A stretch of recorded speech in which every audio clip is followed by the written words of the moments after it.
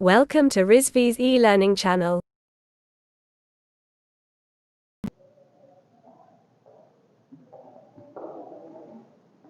Good morning, students.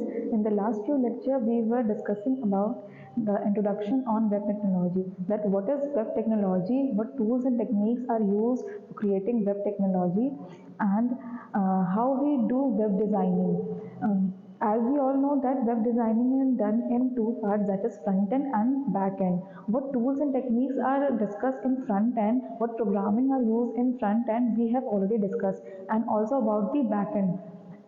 We also discussed about the protocols in the network that are used for connectivity with the users among all over the globe. And in the last lecture, we were discussing about the client server computing. As you all know that client server computing is a process in which the client request for the data or information, whatever they want to retrieve the data, and request to the server for that data, and the server find the data in the database, and whatever the related data he get from the database, it responds to the client. Okay, so it is a process in which the client and server communicate with each other, and by requesting for the data, and the server respond to the client by retrieving data for them. Okay, now today we will discussing about the introduction to core language. जैसा कि हमें पता है कि core Java आपकी जो है, sorry, introduction to core Java. तो जैसे कि आपको पता है कि आपका जो कोर जावा लैंग्वेज है, एक प्रोग्रामिंग लैंग्वेज है, जो कि यूज़ किया गया है कई सारे फ्रेमवर्क, कई सारे एप्लीकेशंस को क्रिएट करने के लिए। ठीक है, कोर जावा, आपका जावा दो टाइप के होते हैं, कोर जावा होता है, एक एडवांस जावा होता है। कोर जावा बेसिकली जो बेसिक जावा होता है, जिसमें कि हम उसके बारे में पढ़ते हैं, जो जावा कैसे वर्क करता है, कैसे क्रिएट किया गया है, कैसे डेवलप हुआ है। हम कोर जावा बेसिक थिंग्स क्या क्या यूज़ होता है, क्या फ्रेमवर्क क्रिएट करने के लिए क्या क्या काम आता है, उसके बारे में पढ़ते हैं जावा कोर जावा में। और एडवांस जावा उसका एक अपग्रेड वर्जन होता है। ठीक है, तो हम स्टार्ट करते हैं इंट्रोडक्शन टू कोर जावा। पहला पॉइंट है आपका, it is developed by Sun Microsoft in 1991, later acquired by Oracle Corporation। ठीक है, जैसा कि लिखा है कि कोर जावा, आपका जो जावा प्रोग्रामिंग लैंग्वेज है, वो सन माइक्रोसॉफ्ट कंपनी के थ्रू डेवलप हुआ था इन 1991 में। 1991 में जो आपकी सन माइक्रोसिस्टम कंपनी थी, वो उसने जावा प्रोग्रामिंग लैंग्वेज को डेवलप किया था। ठीक है, जो कि लेटर कुछ टाइम बाद ऑरेकल कॉरपोरेशन के थ्रू ऑरेकल कॉरपोरेशन ने एक्वायर कर लिया था सन माइक्रोसिस्टम कंपनी से। ठीक है, और इनकी जो डीलिंग इनकी बहुत बड़े अमाउंट की थी, जो कि थी $7.4 बिलियन। ठीक है, तो ये अब तक की बहुत बड़ी डील रही है, और जो कि ऑरेकल ने जावा प्रोग्रामिंग लैंग्वेज को एक्वायर किया था सन माइक्रोसॉफ्ट सिस्टम्स कंपनी से। ठीक है, नेक्स्ट पॉइंट है आपका, it was developed by James Gosling and Patrick Norton. James Gosling and Patrick Norton के ये इन दोनों का मेन एक अहम रोल रहा है जावा प्रोग्रामिंग लैंग्वेज को क्रिएट करने के लिए। जेम्स गोसलिन एक सबसे बड़ा रोल जेम्स गोसलिन का रहा है। वो एज अ मेन पर्सन थे जिन्होंने जावा प्रोग्रामिंग लैंग्वेज को इंट्रोड्यूस कराया था वर्ल्ड में, और इनकी बाकी टीम भी थी। जेम्स गोसलिन एंड पैट्रिक नॉर्टन का भी एक बहुत बड़ा रोल रहा है जावा प्रोग्रामिंग लैंग्वेज को एज अ क्रिएट और उसको इन सर्विस में लाने में। ठीक है, तो इनकी टीम को एज अ ग्रीन टीम बोला गया था, क्योंकि ये ग्रीन प्रोजेक्ट पे वर्क कर रहे थे। ओके, अब जावा प्रोग्रामिंग लैंग्वेज इंट्रोड्यूस क्यों कराया? जावा प्रोग्रामिंग लैंग्वेज एक ऐसी सिचुएशन आई थी जब एक सॉफ्टवेयर, ऐसा सॉफ्टवेयर क्रिएट किया जा रहा था जो कि अदर इलेक्ट्रॉनिक डिवाइस, जिसमें कि जो इलेक्ट्रॉनिक डिवाइसेस हैं जो भी, वो प्लेटफॉर्म इंडिपेंडेंटली वर्क कर सके।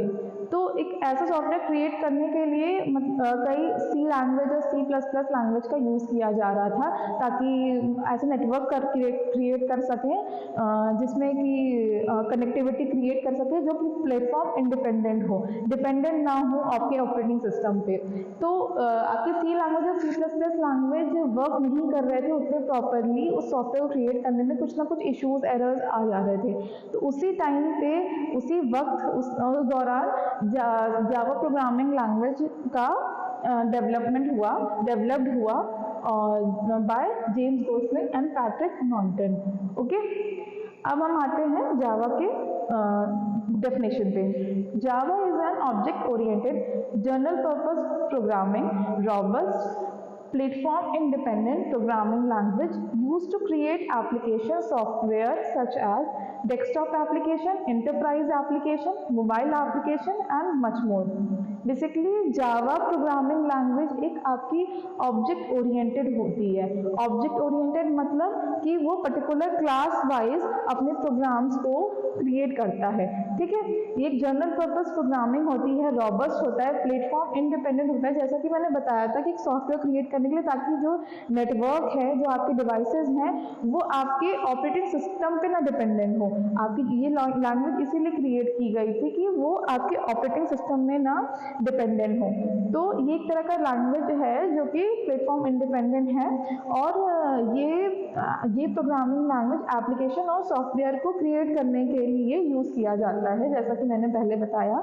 जैसे कि डेस्कटॉप एप्लीकेशन, जो आपके डेस्कटॉप में जो एप्लीकेशन आप लोग गेमिंग के लिए, प्रोग्रामिंग के लिए एंड मच मोर, बहुत सारे चीज़ों के लिए, अपना डेटा क्रिएट करने के लिए, डेटाबेस क्रिएट करने के लिए यूज़ करते हैं जो एप्लीकेशन, उसमें ये जावा फ्रेमवर्क का यूज़ होता है, ठीक है। इंटरप्राइजेस एप्लीकेशंस के लिए भी यूज़ होता है application program. Java programming language आपके एंड्रॉयड एप्लीकेशंस के लिए भी मतलब में बहुत यूज़ हुआ है।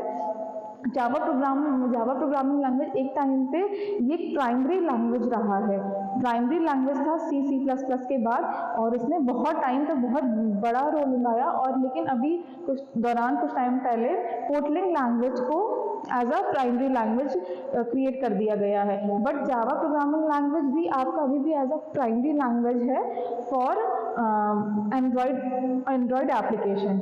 ओके, अब नेक्स्ट हम आते हैं मेन फीचर ऑफ जावा। पहला है आपका प्लेटफॉर्म इंडिपेंडेंट। जैसा कि मैंने बताया कि ये प्लेटफॉर्म इंडिपेंडेंट है, हमें प्लेटफॉर्म इंडिपेंडेंट, ये इंडिपेंडेंट इस बेस पे है, जैसे कि आपके जो ऑपरेटिंग सिस्टम्स होते हैं वो उनके पास अपने अपने एक इंडिविजुअल JVM होते हैं। JVM means Java virtual machine. अब जावा वर्चुअल मशीन क्या होता है? जावा वर्चुअल मशीन बेसिकली एक स्पेसिफिकेशन होता है जिसमें कि स्पेसिफाई किया जाता है कि जो आपके बाइट कोड है, जो आपके कोड्स हैं जावा के, वो किस तरह से कैसे वर्क करेंगे। एक तरह से एक ऐसा फ्रेम वर्क रहता है, एक प्रॉपर मतलब एक स्पेसिफिकेशन रहता है, प्रॉपर एक नोट, जैसे हम कहते हैं ना कि नोट लिखा रहता है, वैसे ही आपका JVM वर्चुअली, मतलब आप नेम के थ्रू ही जान सकते हैं कि ये एक वर्चुअल मशीन है, एक ये रियल नहीं, एक वर्चुअल मशीन है कि एज ए हैंड रिटन रहता है कि आपको कैसे कैसे आपको प्रोग्राम में आपके कोड किस तरह से वर्क करेंगे, ठीक है।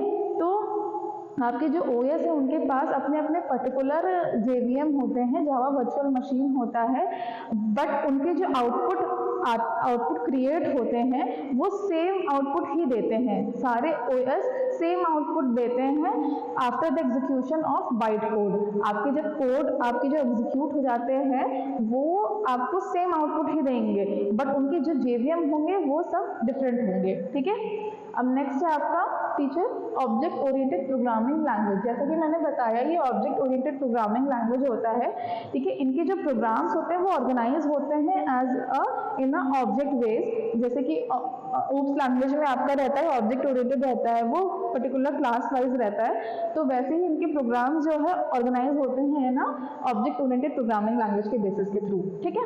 आपका नेक्स्ट है सिंपल फीचर। सिंपल फीचर में क्या है कि बताया गया है कि जावा लैंग्वेज आपका एक सिंपल लैंग्वेज है, इसके फीचर्स कोई बिल्कुल कॉम्प्लेक्स नहीं है, ठीक है। नेक्स्ट है आपका रॉबस्ट।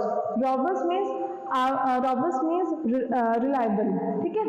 आपका ये रॉबस्ट जावा लैंग्वेज जो है वो बहुत ही रॉबस्ट लैंग्वेज है, मतलब कि ये जो है जो बहुत ज़्यादा एफर्ट लगाती है एरर चेकिंग के लिए।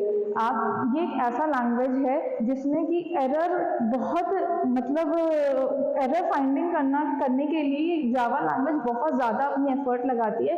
इतना शायद कोई लैंग्वेज नहीं होगा जिसमें कि एरर फाइंडिंग के लिए अपना एफर्ट देता हो जितना जावा प्रोग्रामिंग लैंग्वेज में रॉबस्ट रहता है अपने एरर को चेक करने के लिए, ठीक है। अब नेक्स्ट फीचर है सिक्योर। आपका जावा प्रोग्रामिंग लैंग्वेज एक ऐसे एनवायरनमेंट में वर्क करता है जो कि प्लेटफॉर्म इंडिपेंडेंट होता है, तो ये अपने ऑपरेटिंग सिस्टम पे बिल्कुल डिपेंडेंट नहीं होता है, तो इसलिए आपका Java programming language proper secure रहता है, ठीक है। नेक्स्ट है आपका डिस्ट्रीब्यूटेड फीचर। अब डिस्ट्रीब्यूटेड फीचर का मतलब क्या है कि आपकी जो जावा प्रोग्रामिंग लैंग्वेज है वो इजीली डिस्ट्रीब्यूटेड हो जाते हैं from one system to other system, ठीक है। आप कोई भी सिस्टम पे अगर आपको अपनी लैंग्वेज को भेजना है, सेंड करना है, तो आप शेयर कर सकते हैं with other system, with other users बहुत ईजिली थ्रू इंटरनेट के द्वारा हम अपने प्रोग्रामिंग लैंग्वेज प्रोग्रामिंग के जो भी आपके फ्रेमवर्क है, जो भी आपके क्रिएशन है, आपने जो भी लैंग्वेज जो भी डेटा क्रिएट किया है तो जावा प्रोग्रामिंग के थ्रू आप इजिली उसको इंटरनेट के थ्रू कन्वर्ट कर सकते हैं, भेज सकते हैं, इजी शेयर कर सकते हैं नेक्स्ट यूजर में, ठीक है। तो ये है आपके कुछ मेन फीचर्स ऑफ जावा, और इसके और भी फीचर्स हैं जो कि हम अपने नेक्स्ट लेक्चर में डिस्कस करेंगे। Okay, thank you.